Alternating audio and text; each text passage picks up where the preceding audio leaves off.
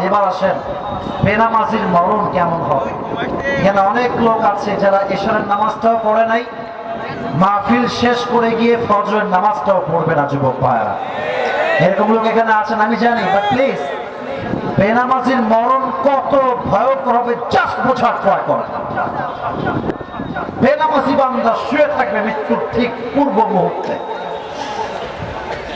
মালাকুল মউত তার চোখের সামনে যখন দাঁড়াবে, তার দেহের পোশাক হবে ব্ল্যাক, কালো,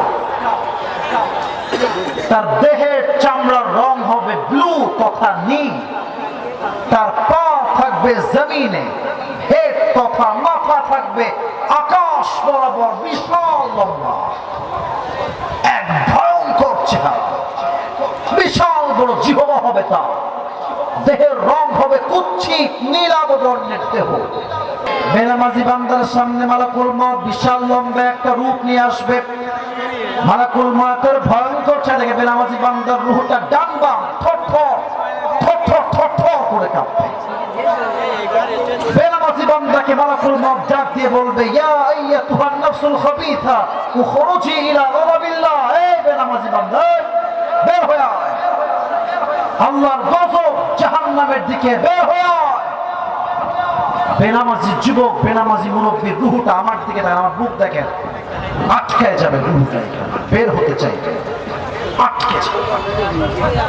এবার মালাকুল মউত তার বাম হাত দিয়ে এমন জোরে একটা বেনামাজির রুহের দিকে থাবা দিবে।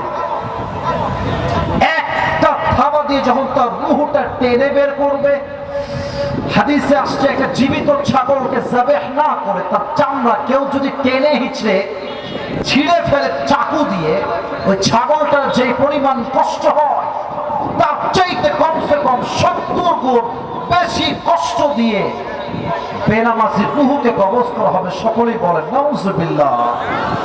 হায় হায় হায় হায়, 70 গুণ বেশি কষ্ট হবে। একবার ভাবেন না বেনামাজির মৃত্যু কতটা ভয়ঙ্কর হবে।